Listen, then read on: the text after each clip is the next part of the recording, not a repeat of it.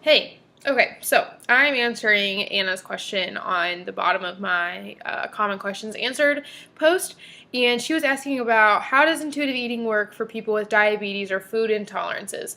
To be perfectly honest, I am obviously not a doctor or a nutritionist. I am just a human being who found intuitive eating. So as far as diabetes goes, I know that comes with a lot of different sort of, I don't know, ways of eating, restrictions, and just things you have to be really careful of and things like that. So obviously if you have diabetes, you're going to want to follow whatever your doctor says to do, and you can't, I'm pretty sure you can't like go on a sugar fest when you're on diabetes. So obviously the diabetes has to come first, and so you have to do whatever it takes to take care of that, and then fit in intuitive eating as you can without interfering with whatever the diabetes like requires. As far as food intolerances go, I've actually had this question before. I myself, I used to be a vegan, and now I'm vegetarian, so I kind of consider myself to have a meat intolerance. And I do sort of have a dairy intolerance, and a lot of people, have gluten, dairy, things like that, or you're allergic to nuts or something. It just kind of depends. So, like myself, for example, I technically could probably go eat meat and be fine. But intuitively, I don't want meat. But let's say, like, you're gluten-free because you have celiac disease, and you will definitely have a problem if you eat gluten. Well, it doesn't matter how much you want the gluten, like, you have to think of your health first in that situation. Like, it's not going to be worth the repercussions. Same with almost all food intolerances. If you have lactose intolerance, or you have an allergy to some food, or it just, like, let's just say it just gives you a stomach ache. Well, intuitively, like, since we're trying to listen to our body and, like, take care of ourselves, and, choose foods that make us feel good, and don't make us feel bad, like our body feel bad, like intuitively you wouldn't really want those foods. Now, mentally you still might want those foods, like, if you're gluten-free because you chose to be, but then you kind of created an intolerance and now you want to go on a bread carbo load. You just kind of have to, I mean, if you want to give it a try and see what it does to your body, but the whole point of intuitive eating is to kind of listen to your body. And so if your body is telling you, that does not feel so good, ouch in my tummy, then you probably want to try and just find a substitute. That's what I do. So as a vegan, I had to be really creative. So if I wanted queso, for example, I used to love queso, like cheese dip, I found a way to make it vegan. Or if I wanted, what else did I substitute? There's like a meat substitute for almost anything. You just have to be creative. Find something that's like kind of like what you want, but isn't going to create the nasty body feelings or like serious allergic reaction or something. Obviously, take care of your health first. Like something that's going to be a serious problem if you eat that food, because that's obviously more important. But yeah, I'm not like super up on the whole, like, I know there's a whole bunch of different like things out there that can affect what foods you can eat based on like the issue that you're having, and so you just go with your doctor first. Yeah. So the other thing she asked was, how does intuitive eating work if you don't get hunger signals when you're full? So my first reaction to this was, okay, biologically, our bodies are programmed to give us signals when we're full.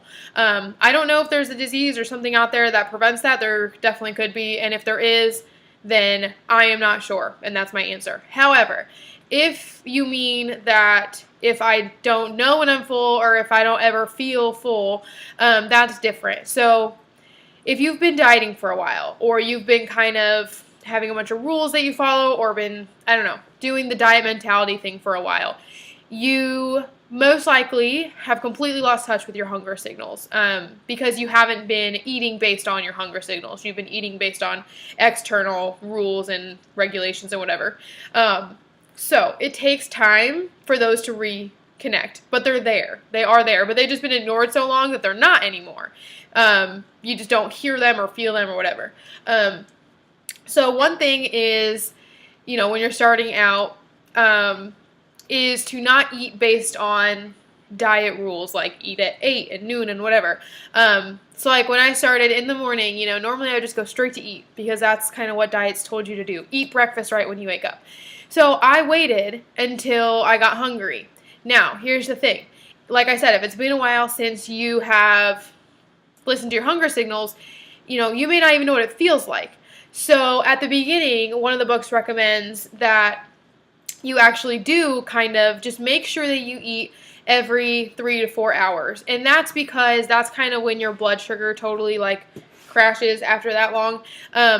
Because if you kind of do that for a while, and I'm not saying like on a regimented time schedule, but I'm saying like don't go longer than 4 hours, because biologically your body does need fuel. I mean, if you're eating like a normal amount of food, does need fuel about that often. And so if you do that for a while, you'll kind of get yourself back into a normal, per se, eating pattern. And hopefully, if eventually you can wake up in the morning and kind of wait it out, and eventually you'll feel that hunger signal. Hunger signal is different for everyone, so it can be lightheaded, like empty pit feeling in your stomach, rumbling, growling, whatever you call it. Nausea for some people, a headache, getting hangry. But you just kind of have to figure out what that is for you. And then as far as getting full, here's one thing. If you're not eating because you're hungry, so let's just say you're eating just to eat, or if you start eating and you did not get a signal that you were hungry, you won't get a signal that you're full. So if your body did not need the food right then, or didn't tell you that it was hungry, it's not going to tell you to stop, and it's not going to tell you that it's full. You won't feel full until literally you've eaten so much that like the stomach is pushing on you, like your stomach is so full that like you just can like physically feel it, but you didn't get the signal per se, if that makes sense. So one way to make sure that you feel your hunger or fullness signal is to make sure you eat when you're hungry.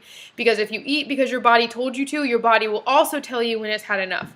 Now this is a tricky one though, especially because for most chronic dieters, like you kind of just eat a certain amount of food. You don't eat based on how much your body needs. You just eat what you're told to eat, and then you just stop because your food's gone. So it can be hard to figure out kind of where your fullness level is. So kind of, I didn't really feel like I had a signal telling me to stop. So for example, I would just like serve myself some lunch and I would just eat it. And if I felt like I would eat my whole plate, and then I would feel afterwards, I'd be like, okay, how do I feel? And if I felt too full, then next time I would just serve less. Or if I kind of felt okay, then I'd be like, all right, that's probably a good portion. Another thing you can do is take a break. So if you're eating, don't just eat without stopping, okay? Eat some of your food.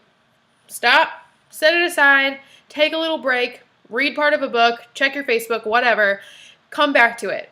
Do you still want to eat that food? Are you still hungry? If so, yes, keep eating. And just kind of take some breaks and like check in with yourself. How does my stomach feel? Do I feel satisfied? Do I feel like I could stop eating now and be good? And that's another way you can try and do that, and try and wait for the fullness signal to come too, because I'm sure you've heard that it takes like 20 minutes for your body to register that you're full. So that's why when you speed through a meal in 20 minutes, and then like you wait around and you're like all of a sudden this fullness sets in, that's because it took a while for your brain to get, or your signal to get up there. And so yeah, by the time it got up there, it was too late. So just kind of trying to slow down when you eat. But it's really just, for me, trial and error. Just trying to eat this amount of food, see how it makes me feel, adjust it next time based on that. So it's kind of just an experiment. And as far as like the feeling of fullness goes, I guess for me, like if you wait, like for example, if you're eating and you wait to feel full, like you keep eating until you feel full, and then you stop. Well, 20 minutes later, you're going to be too full because, it takes 20 minutes. So I never, for me, I try to never keep eating until I feel full in my stomach. So some things that I look for is that food actually starts tasting less, or it starts tasting worse, like the longer you eat it. So for example, if you're really hungry and you sit down to like a plate of spaghetti, at first it's going to taste really, really good because you're really hungry, and so your appetite's really high, and so it's going to taste really good. As you keep eating it, if you really pay attention, you'll notice that it doesn't taste as good as it did on bite number one. When you get to that point, when you start noticing that's not tasting as good, that's a signal, because your appetite is like, all right, we're good now. So that's something you can listen for. Other than that, I don't know. Like I said, I just kind of test it out. I'm just like, eat different amounts of food and see what happens. So hopefully that helps. I know, like I said, I don't know if there's something out there that prevents fullness signals, and if there is, then I would just say go kind of with a standard serving size for foods, because then at least you know that way that you're eating like the recommended amount, I guess, which is good. But if it's not something like that, then I would just maybe try some of the things that I said. If you need more questions based on this topic, please comment below, because I'm still kind of experimenting with all this too. So hope that helped. Bye.